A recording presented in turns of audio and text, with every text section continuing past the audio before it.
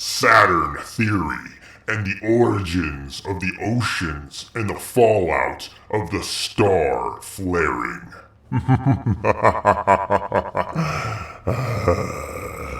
When we look back at ancient history, we find ourselves faced with all kinds of weird problems that the mainstream has completely pushed aside and wants nothing to do with. Problems such as, why do all of our ancestors have stories about a time where humans lived in a golden age? Or we find stories in which our ancestors talk about a time that not only was there a golden age, but this golden age came to a catastrophic end.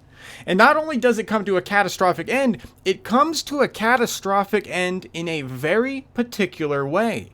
And everybody across the globe has this exact same story, to one degree or another. I know you can right now pull up some stuff and you can point out, little variations and everything. What I'm trying to say ultimately is that if a culture has a creation story that goes back far enough, we find a time to where there was a golden age, and the god that ruled over this golden age is killed in some fashion or another, and then eventually resurrected down the line, and then, history continues on. But we have a situation to where, for some weird reason, our ancestors all across this globe are reporting essentially the exact same kind of story relative to the creator god. Now this is a serious problem. I mean, you cannot be a historian or a researcher of any real repute or be honest with yourself intellectually and those around you as well and look at these stories and ignore them.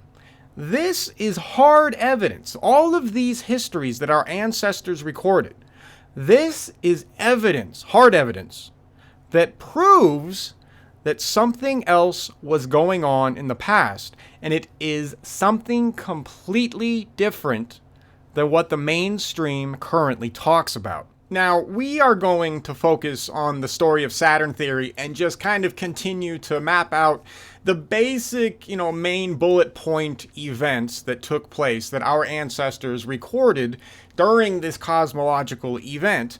But it's not just this event that mainstream historians completely throw out the window. I mean, mainstream historians throw out all kinds of amazing evidence all the time. I mean, it literally does not matter what culture you go to, you always find synergies between everybody's stories when it comes to things like catastrophism, events going on up in the sky, i.e. up in space. We find this everywhere, and you would think that a mainstream historian who is supposed to be smart with their degree would stop for 2 seconds, acknowledge the pattern, use pattern recognition, that things that all humans have that thing that all humans possess and that we are supposed to use to figure out what's going on around us. Yes, pattern recognition. You would think that this pattern that historians would see would immediately set off at least some kind of small alarm bell in their head, but that doesn't happen. And the reason why that doesn't happen, even though it is incredibly obvious that it should be happening, is simply because the mainstream has been psychologically conditioned to ignore all of it. So, because they've been conditioned, that means there's a good chance, and not just a good chance, that also means that you and I have also been conditioned to ignore this stuff.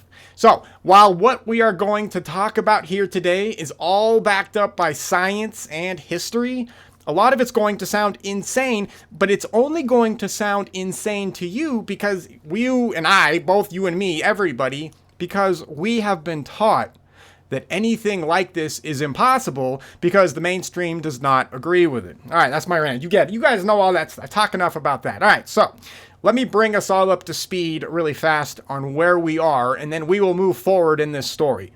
So the basic gist so far is this.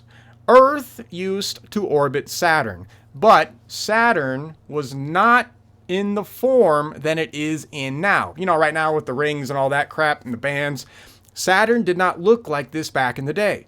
The reason why is that Saturn was a brown dwarf star. It was in brown dwarf star mode, I guess you could say. This might sound crazy, and I get that, but once we factor in all the new electric universe science and plasma physics, really plasma physics, once we factor in that kind of a situation, we can now start looking at star formation in a completely different light. We can get rid of the thermonuclear model, and we can instead use plasma physics to figure out what's going on. So a star right now is being powered by what is called a Birkeland current. And the star itself is what is known as a Z pinch or a Bennett pinch. This is a pinch in the current. A Birkeland current is essentially, you could just think of it as an electrical current flowing through space. Let's just keep it extremely basic.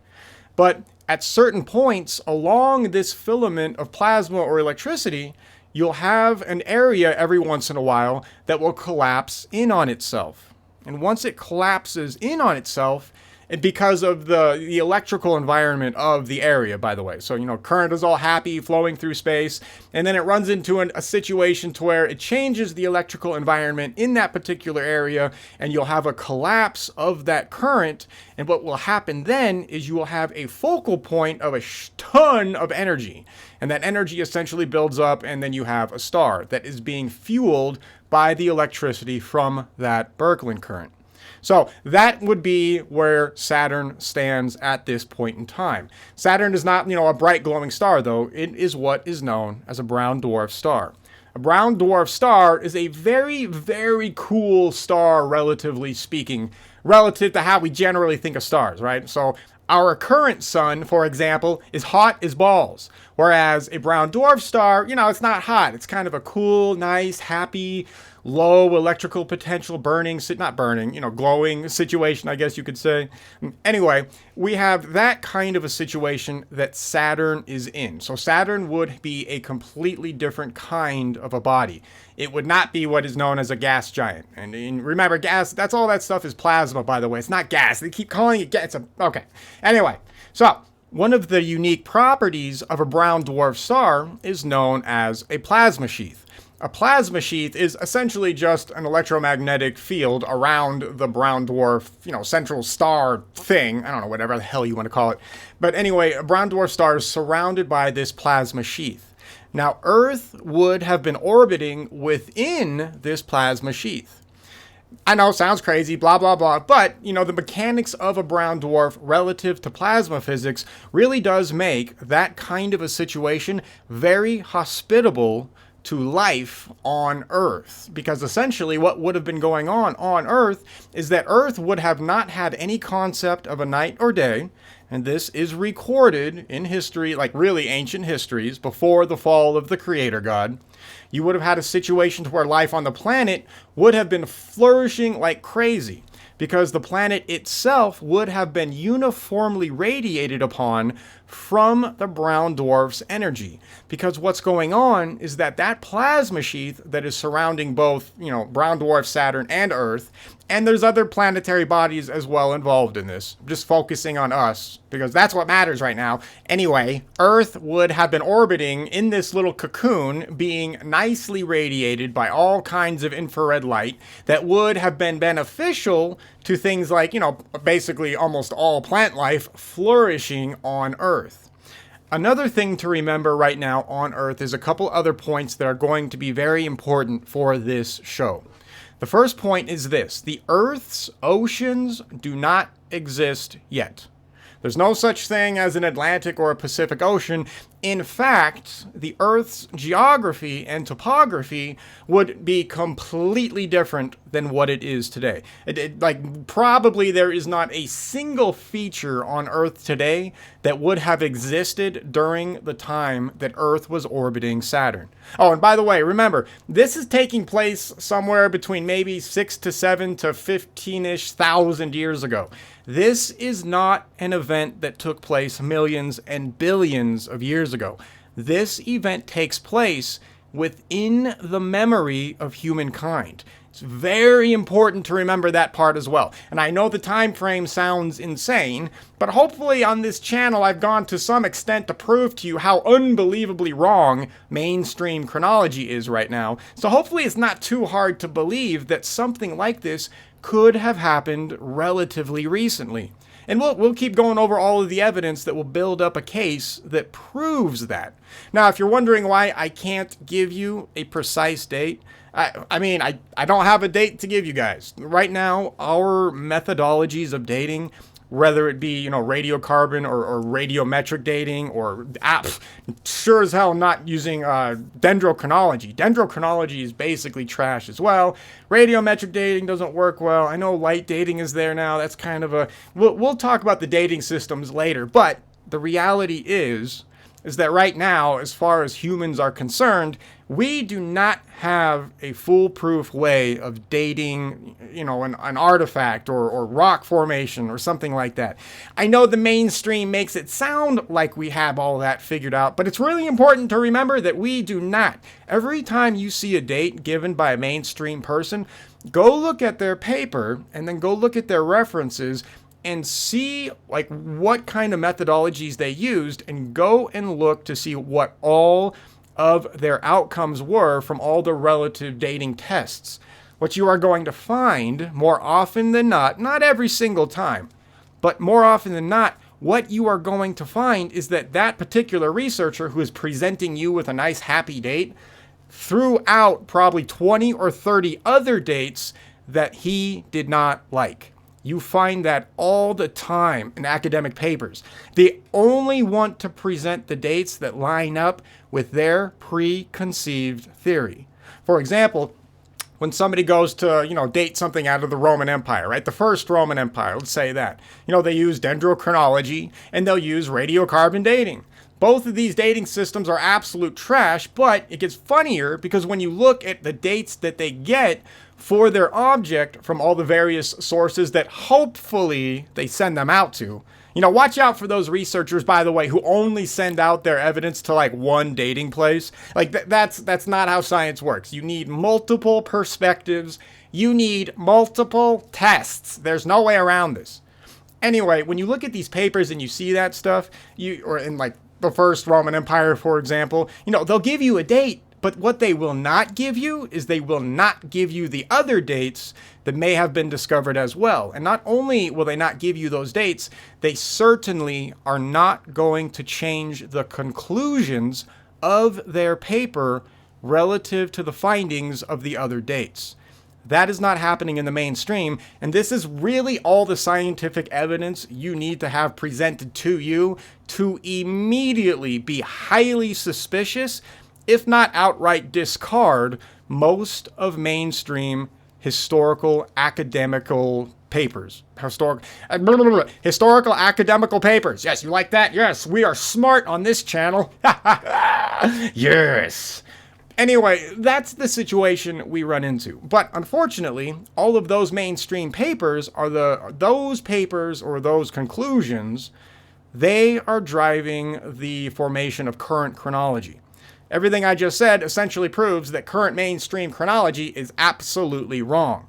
So making the claim that this Saturnian event, this flaring up of our old sun, Saturn, happening, 10, 15,000-ish years or so ago, is not impossible. Not only is it not impossible, but we have no real reason to believe it didn't happen, especially because we know we cannot rely on modern dating methodologies. Okay. Okay, that's my rant. All right, anyway, so Earth orbiting Saturn, it's a golden age on Earth. We do not have oceans, and the topography of Earth is completely different. And by different, I literally mean that. Like I said, there's probably not a square inch on Earth today that resembled what Earth would have looked like, 5, 10, 15,000 years ago.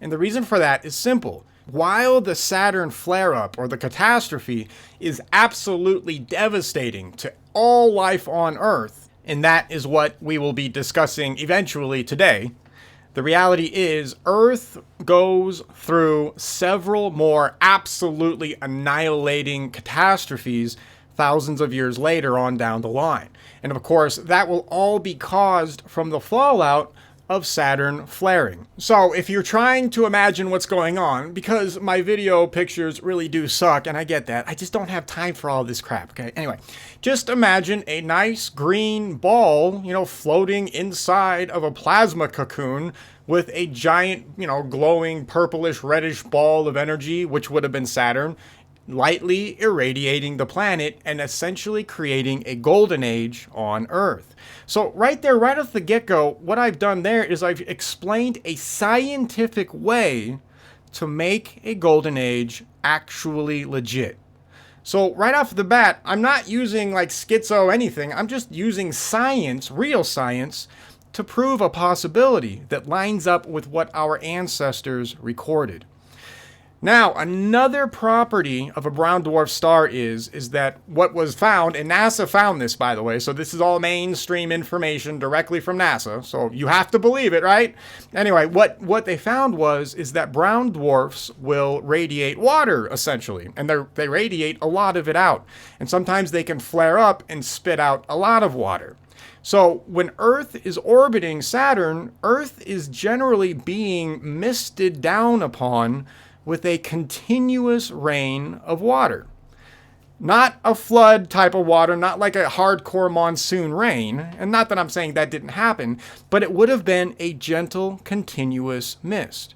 So if you have a gentle, continuous mist, basically an infinite water source, raining down on the planet, life is going to be extremely happy. And it does not matter if you're a flora or if you're a fauna, it's all good in the hood when you're orbiting Saturn. Now, humans were apparently alive and well during this period. Remember, all of the ancient cultures talk about how humans, interacted with the Golden Age. And so we now have just established scientifically that that is possible.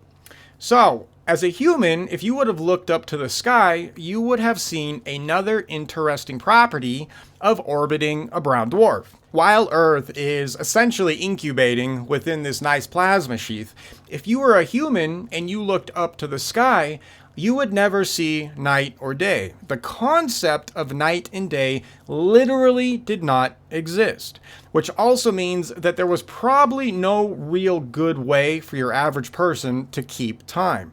And what's even more interesting is there's a lot of stories that say exactly like this. The concept of time was irrelevant, right? And humans even lasted like way longer, or I should say lived way longer, right? Completely different environment. Anyway, when you looked up to the sky, instead of seeing a nice, beautiful blue sky or a nice, starry night sky, neither of those existed, so what did you see?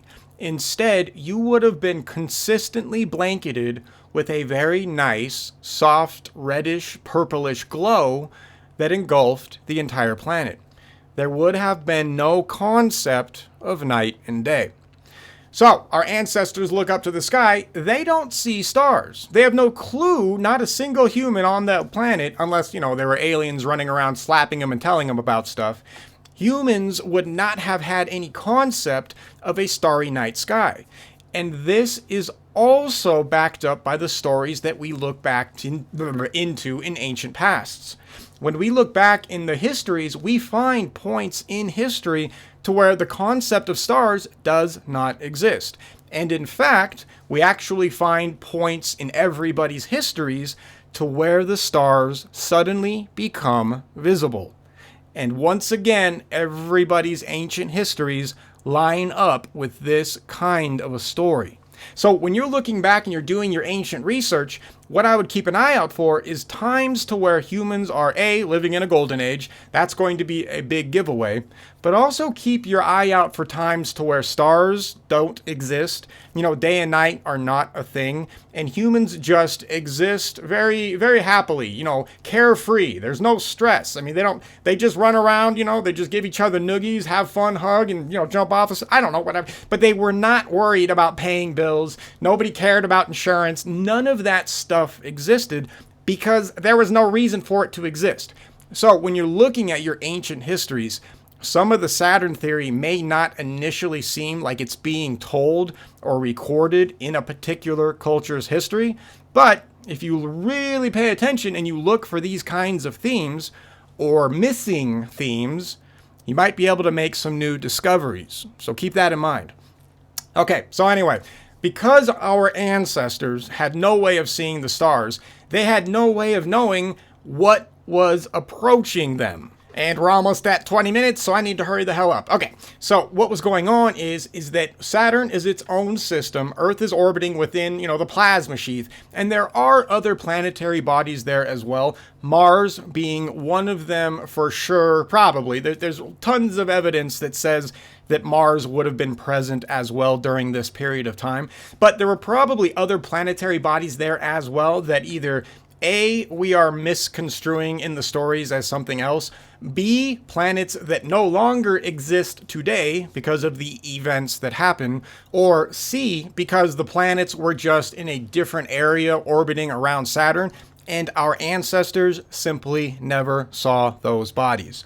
So we have to be careful when we look back in the past, and you have to remember that the environment that these people were living in, it was completely different. And there's all kinds of stuff that happens to erase information. There's stuff that we are maybe just completely misreading and misunderstanding, etc., etc. So just be aware of all that, because I know a lot of people might try to come back against Saturn theory and say, well, but it doesn't say this or it doesn't say that. So, who cares? Our ancestors were human. They could not see everything. They did not know everything. We would actually expect them to not be able to record certain events simply because they could not see them. So that's even more evidence towards all of these ancient histories being real. Anyway, there is another solar system fast approaching the Saturnian system. And that solar system is our current sun's solar system. This solar system I am just going to call the Sol system. And this Sol system would have been a binary system consisting of our sun and consisting of its binary star, Jupiter.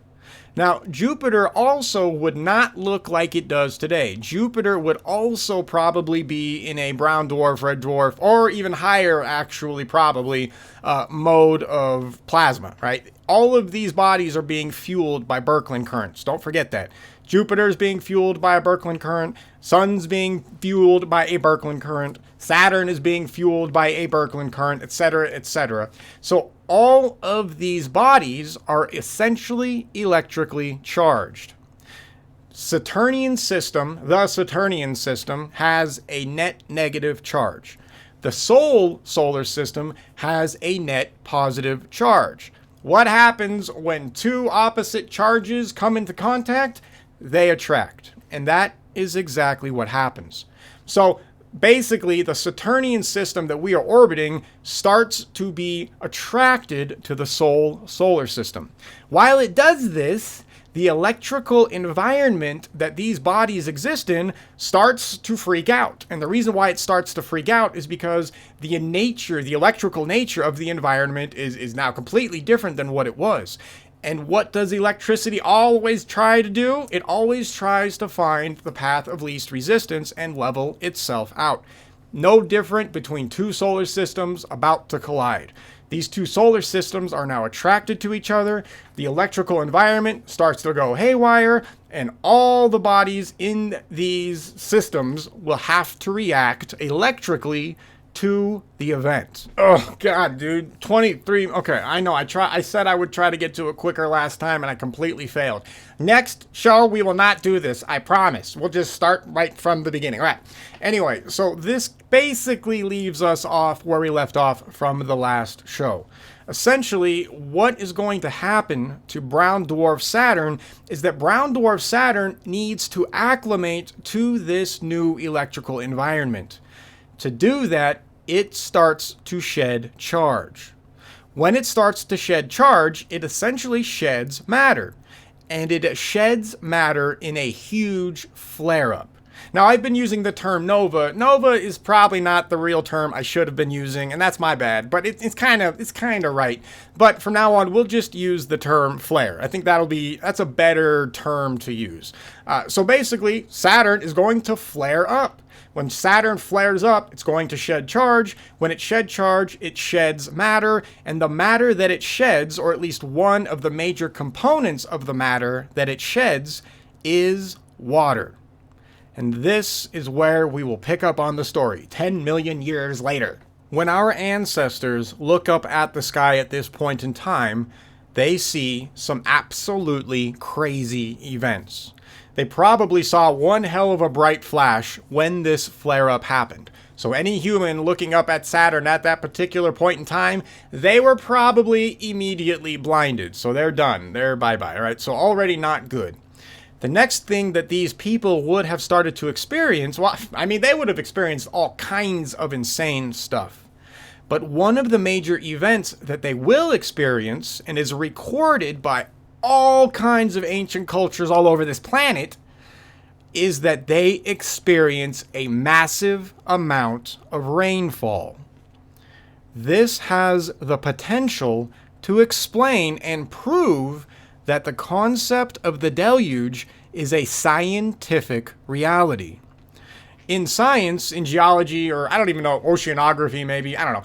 One of the problems in science, or one of the questions that we have is, where the hell did all the oceans come from? Right? Mainstream science still does not have a real answer for this. The mainstream will make claims like, I guess like 1 billion comets hit Earth a bunch of times, and yeah, I guess that must have been where all the water comes from. Like that's one of their stupid theories. Of course, that theory is stupid because NASA proved a while ago that comets are not dirty snowballs. Comets are literally rocky bodies, and they contain very, very little water ice, okay? Or not all of them, but my point is that there's not enough. You would have to be hit by a quadribajillion comets to create the waters of the oceans. So the comet theory is trash. It's gone. Another problem with the ocean theory is, where the hell did all the salt come from? We know for a scientific fact in geology that rocks do not contain enough sodium chloride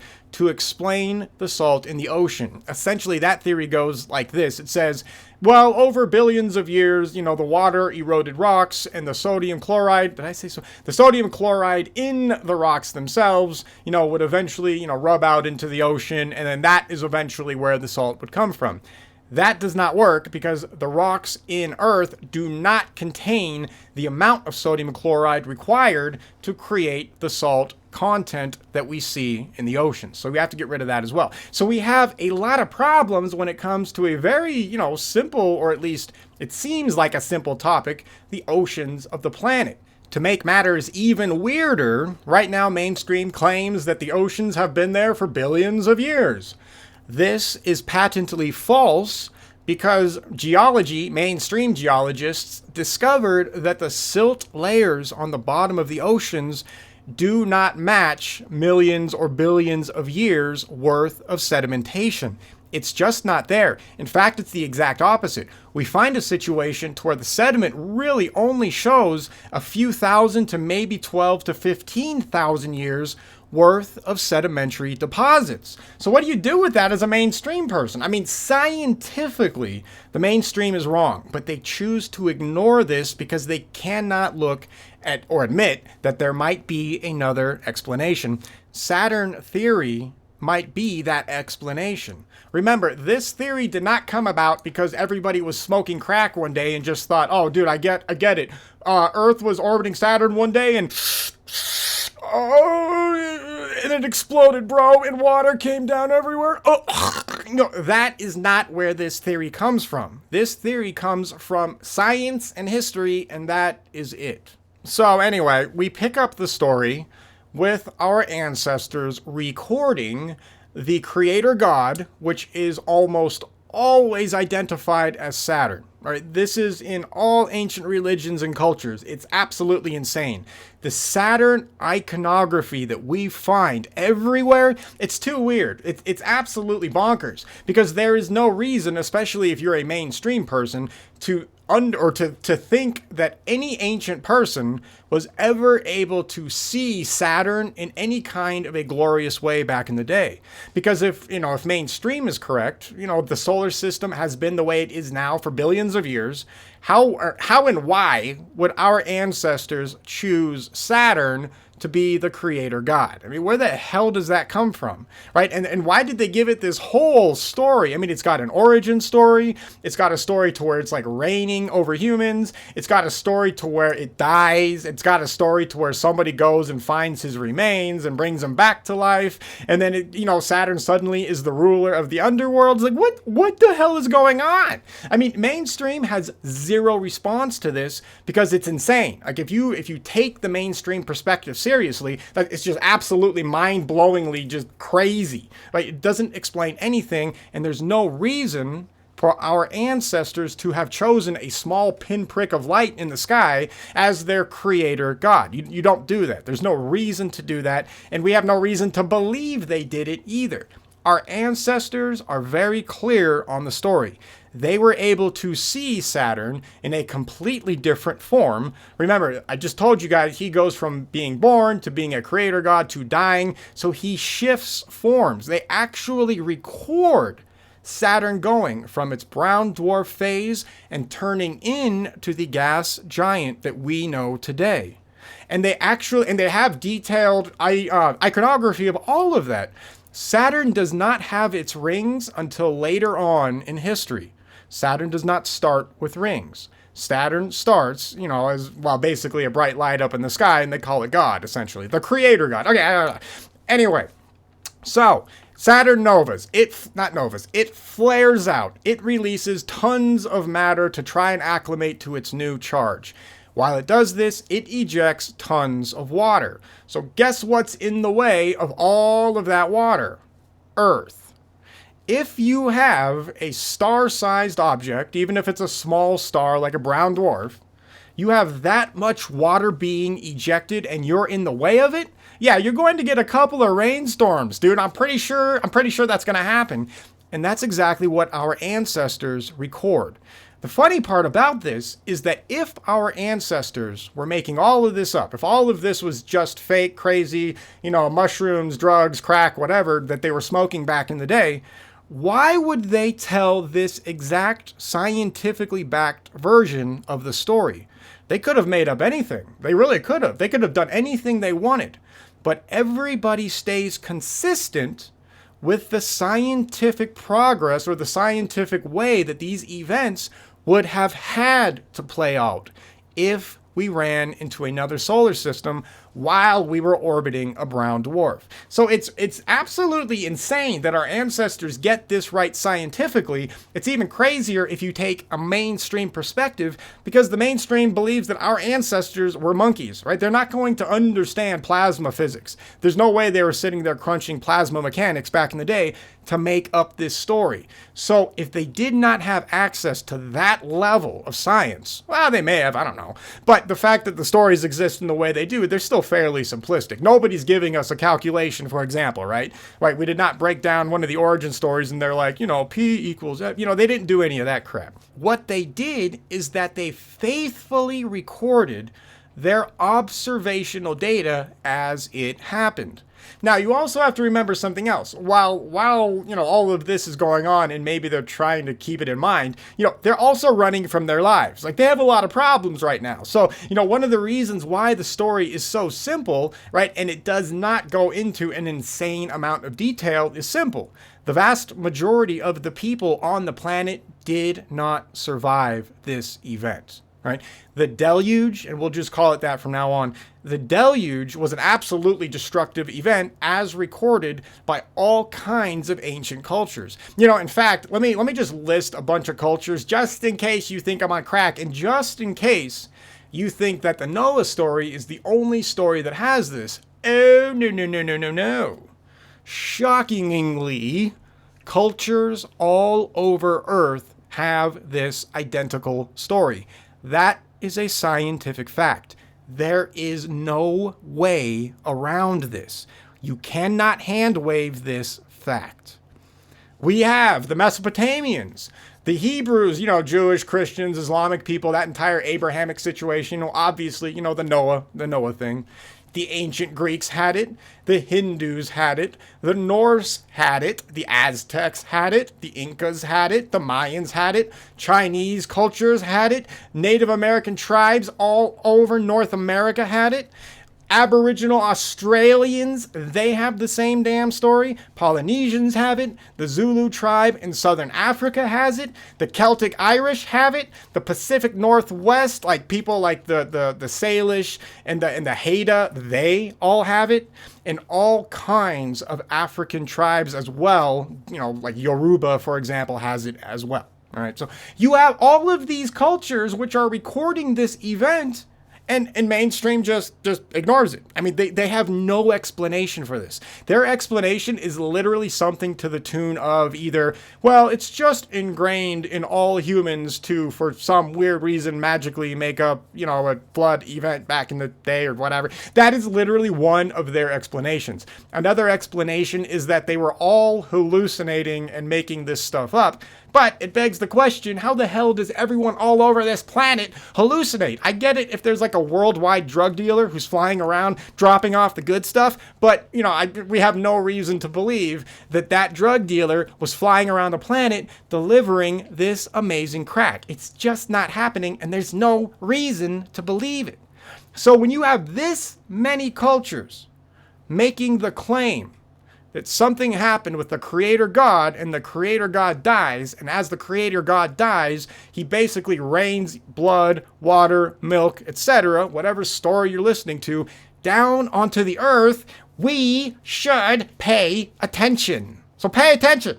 You know what? Here, let me give you guys a more obscure story of this kind of an event, because all those cultures I just listed, that's all very normal, regular. Everybody knows about those cultures, and mainstream is well aware of all of their, creation stories and ultimately their flood myths.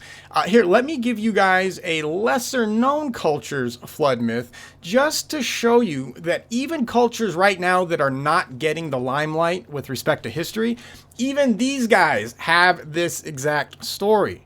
So what we have here is an Indian tribe called the Pima or the Pima, and I apologize if I'm butchering that. That's not my intent. Anyways, these guys have a story as well, and it goes something like this. And I'm just going to get to the end of it. So they have a god named Sherwood Make. He was disappointed and disgusted at his creation, humans, right? Because remember, this is also part of the story for some weird reason. The creator God doesn't, brown dwarf star, it flares and it rains down water. That sucks. But for some weird reason, all humans across the planet, they don't talk about, the brown dwarf destabilizing and doing its thing. Instead, for whatever reason, all of these cultures blame the wickedness of humans for their own destruction. So that's a very interesting bullet point. I don't really have, we can discuss that on a different show, and there's some interesting theories about it. I don't think right now we really have the evidence to really build a good case about why everybody thinks like this. Well, maybe, I don't know. Anyway, so the point is that this lesser known tribe has the exact same story, right? So anyway, he's mad at his creation, humans, and he's disgusted with them. So what he does is that he decides that he's going to bring about a great flood and drown the earth. And that is exactly what happens. And that mirrors everybody else's story as well. So it really begs the question, if you are really only familiar with the Abrahamic version, the Noah flood situation, I would simply ask you, to ask yourself this question: why does this little North American Indian tribe have the exact same story, and they have it long before they ever meet anybody who isn't the Abrahamic religion? Why do they already have this story? And this is a common problem with history in general. As Europeans start to spread out and start to record everybody's histories, what they discover is they already essentially are talking about the exact same things that their Bible talks about. So it actually causes some confusion, right? One of the better known confusions is when they found one of the North American tribes had the exact same story of the Exodus as the Jews had, right? And so, there's Jews right now who are willing to say that, yes, that North American Indian tribe is indeed one of the lost tribes of Israel, right? That's how crazy this stuff gets. It's real. It's there, right? So anyway, I just wanted to point that out because to me, it is fascinating that mainstream historians absolutely refuse to make the connections. I mean, these are real bits of evidence that cannot be ignored. Okay. All right. So we've got Saturn. It's flared out. We are now being bombarded by water. We are also being bombarded by all kinds of other elements and stuff like that, right? When a star flares, it ejects all kinds of crap. One of the other things that brown dwarf Saturn would have been ejecting is sodium chloride. So if you are wondering where all of the salt comes from that currently pollutes our oceans, yeah, you like that, pollute? I can't drink it. By the way, evolutionists, I have a real question for you guys. Why would you evolve to not be able to take advantage of one of the most plentiful resources on the planet? Right? That's like a serious problem for evolutionists. No, I don't believe in God. I'm not one of those people. It's just a real question. I'm just saying. Anyway, so we have water, sodium chloride, and all kinds of other stuff raining down onto Earth. So now we have a scientific explanation for where the water and where the salt came from. Even more fascinating is that NASA themselves proved a little while ago that the chemical signature of the water that is currently orbiting Saturn is identical to the water on Earth. How do you like that, right? Science, once again, supports the Saturn theory, but mainstream will continue to ignore it and continue to anger me and piss me off to the point to where it's time to start slapping people with a giant... While this scientific evidence is very interesting and goes a long way into proving what our ancestors recorded in the past, I have problems with the theory, and the theory still has a lot of open questions at this particular point in our story. So one of the problems, or one of the questions we still need to figure out is this. So right now, when we look at the topography of Earth, the oceans all chill, they chill in basins. And these basins are surrounded by continental ridges, or they're also called continental shelves. My question is, and it's not just my question, it's a general question within Saturn theory, because remember, we don't have it all figured out. That's the beauty of the theory. You might actually be the person that figures this crap out. But one of the questions is, where the hell did these continental shelves come from? Right now, mainstream blames the continental shelf situation from plate tectonics. Essentially, everybody knows plate tectonics. Mainstream geologists, they think that all these random plates are weirdly sliding around and grinding on each other, etc., etc.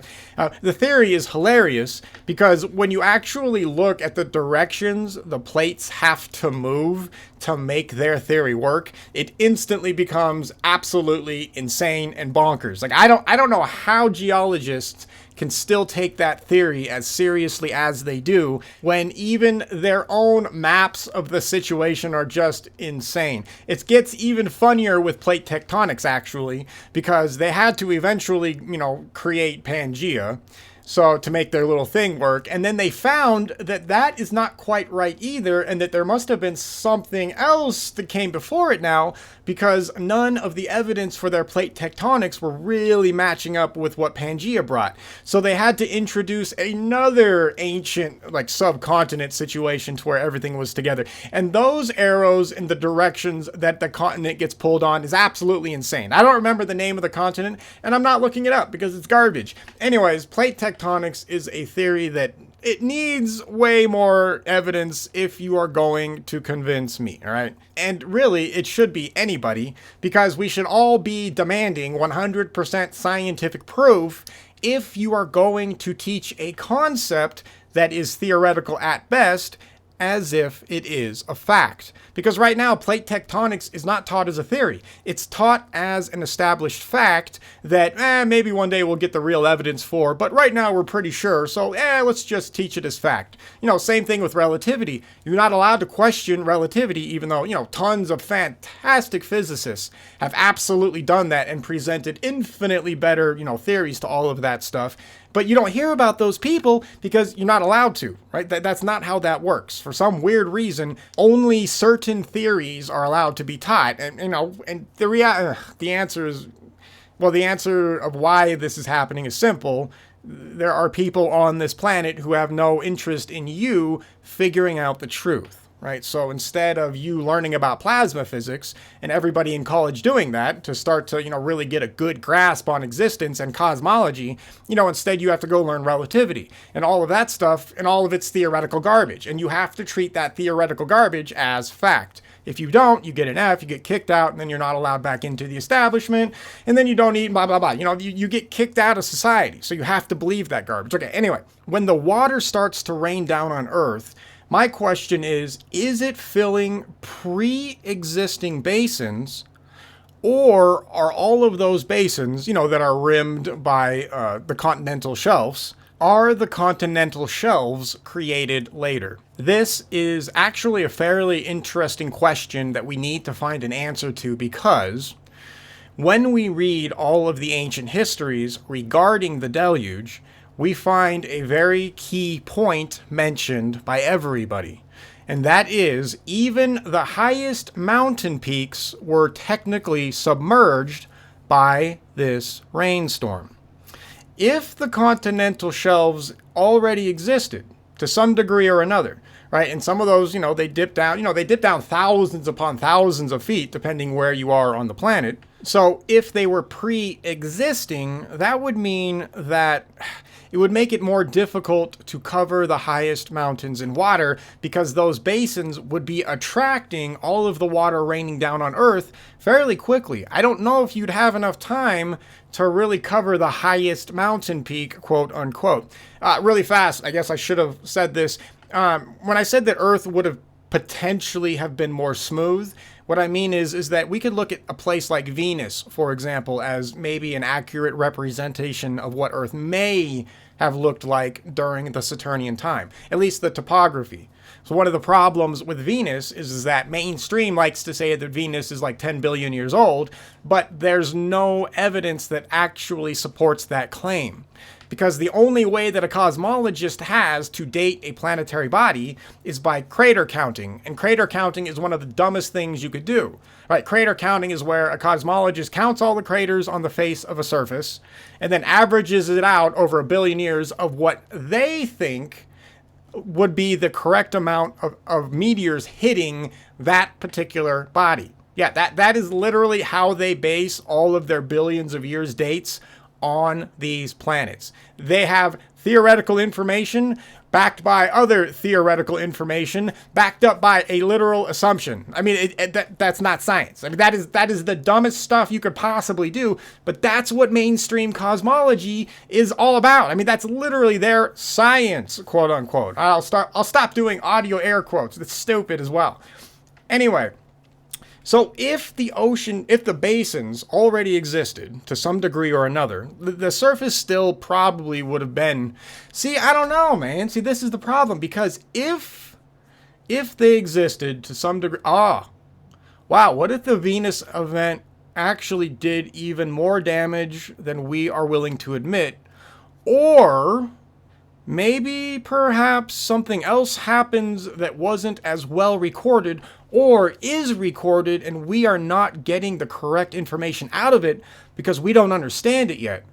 Okay, so check this out. Here, let's do some brainstorming. Okay, so if the basins pre-existed, right, if the continental ridges to some degree or another existed, you would have a ready-made reservoir for all of that water to flow into. So that would make it really, really difficult to cover the highest mountain peaks, even if the highest mountain peaks are only a few thousand feet high, because the water would have very quickly run off into those basins. So I don't know if you ever would have reached a couple of thousand feet worth of water with pre-existing basins.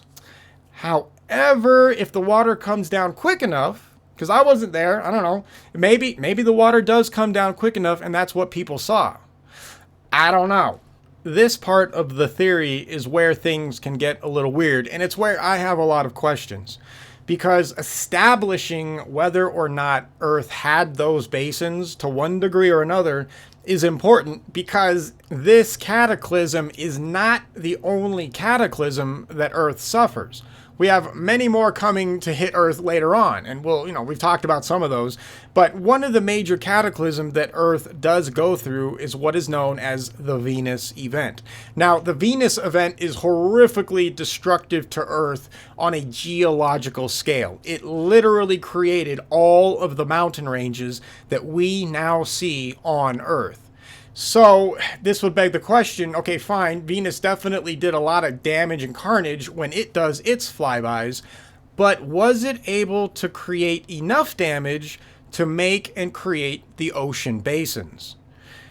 This gets a little weird as well because it's not technically impossible, because if you look at something like, well, the story of Atlantis or Mu or any of these other continents that supposedly sank, if you wanted to sink those continents, I guess if you basically created a situation to where the land just drops thousands of feet in large swaths, yeah, I suppose you could then create the ocean basins.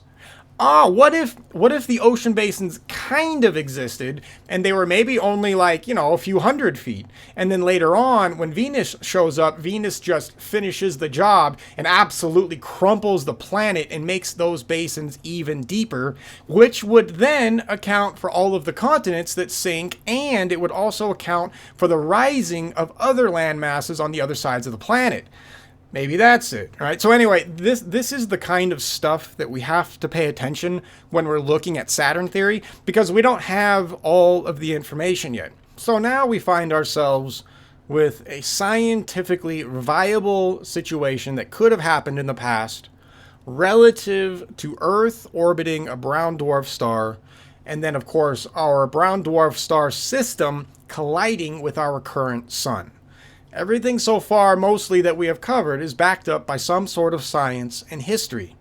Now, before I let you guys go, one other thing to talk about relative to the Deluge history that is recounted by all of these cultures all over the world.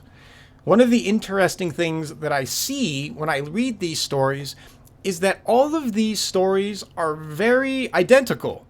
Now, at first, you might just think, well, yeah, that's proof that it happened, and I agree. But check this out.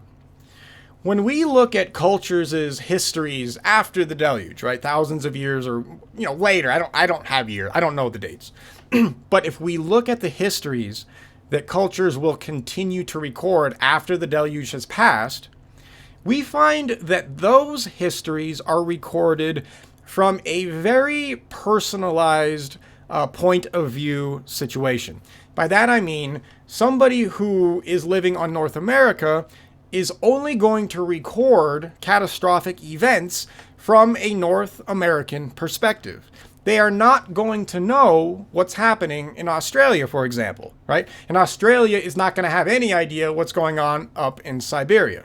So whatever happens to somebody in North America is going to be unique relative to somebody else on the other side of the planet, for the simple reason that the environments are just going to be different, right? They're not going to be identical all over the planet. There's going to be different kinds of geological strata, underneath all of their feet. So the strata is going to react differently to electrical and physical stresses. So everybody's going to have different stories told from their perspectives.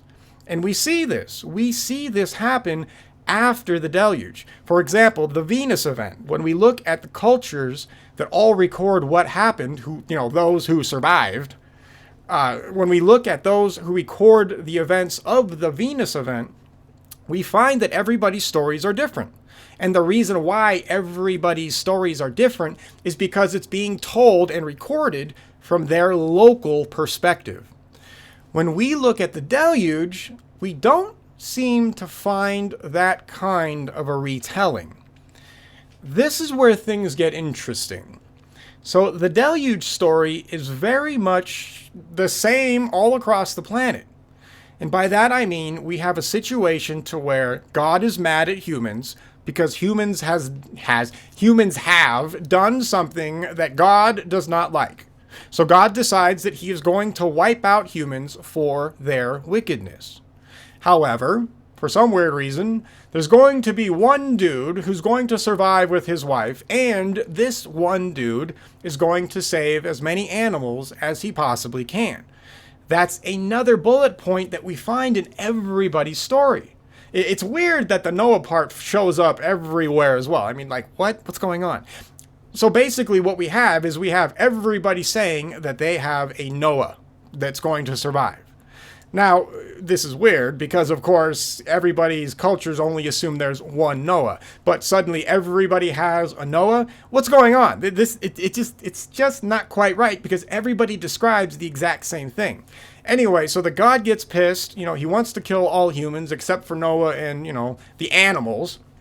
Sends the rain down. Everybody talks about the rain. Rain covers the highest mountaintop in everybody's story. Very interesting. And then, of course, eventually the Noah figure, or Utnapishtim, or whatever whichever figure you want to talk about, eventually lands on some sort of a mountain, sends out some sort of a bird, or I should say he sends out a bird first, then eventually he'll hit the mountain, and then once they hit the mountain, the water starts to drain, and then from there, the stories continue. But why does everybody have this exact same flow of events? Here's something that's fascinating. So when we look back down in the South American tribes, we found a situation to where some people come from the sea to the tribes over there in South America. And not only do these people show up in these weird, possibly, wooden ships, some sort of a naval situation. As far as we can tell, it's naval because they say they come from the waters. These people show up and these people tell these tribes about the Noah story.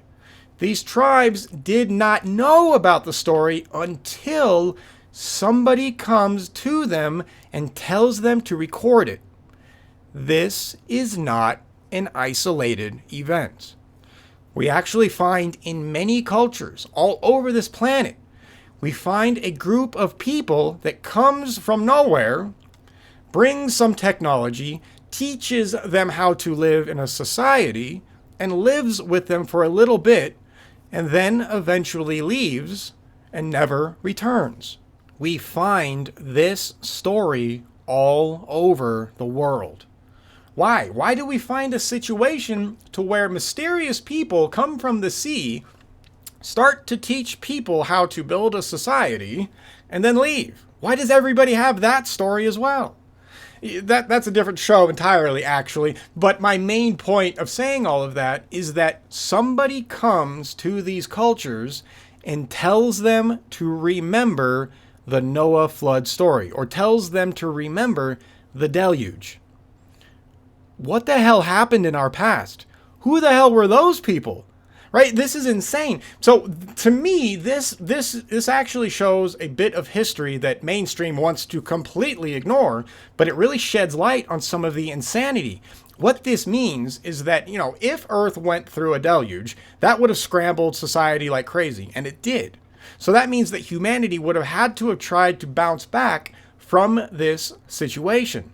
What that also means is that that story may have eventually been lost to the survivors because the survivors would have lost the means to really transmit the story throughout time. I would not be surprised if the vast majority of the people on Earth literally did lose the story of Saturn going nova. Like, that probably just dwindled and disappeared over the thousands of years that pass after the flare-up. I mean, just imagine that. If you have a flood that covers the highest peak at the time, that means everything is gone. I mean, the amount of destruction and the amount of death, ultimately, that these people would have gone through, it would have been legendary. I mean, it would have been absolutely psychologically devastating. So I could easily see the deluge story simply being lost. It's interesting to note that these other people later on down the historical timeline show up out of nowhere and really make sure that everybody records the deluge story before these people leave. So that means that there must have been some important reason to do this. Whoever these people were, they thought it was important enough to make sure that all cultures knew this story about their past. You know, why? Why even bother telling them, right? What's going on? This opens the doors to all kinds of other things, and we will discuss stuff like that on other shows. But it's just very interesting, right? The Deluge story is not told from a perspective of an eyewitness testimony. It is told from the perspective of a legend. Now, that legendary perspective is the reason why mainstream and mainstream will just throw it away, right? Everybody's crazy, they're monkeys, yeah, flood, whatever, they're crazy. And that would be fine if it was like one or two cultures. When we find cultures all over this planet doing that, no, we got to stop. We have to stop and pay attention and start to see what the hell really happened, because that's an answer. That is a literal direction that we can go down to find out what the hell happened in our past. So, and don't ignore this stuff, right? I know a lot of this sounds schizo, but the reality is the science is what it is. The history is what it is, and this is what was recorded. So, anyway, okay, I know, I'm just ranting now. We'll wrap this up. Yeah, I know. So we have in our story, we have Saturn flaring up as it is trying to acclimate to its electrical environment, as it is being attracted to the Sun-Jupiter binary system. Our ancestors at this point are being flooded with tons of rainwater. The vast majority of humanity is wiped out, and that goes for animals and plants as well. And the next part of our story will pick up after the floodwaters begin to drain. And humanity, and really all remaining life on the planet, is going to have to rebuild everything that used to be. However, the problem is that Earth is no longer what it was, and the location of Earth in space is also going to be completely different. We will pick up the story there on the next show.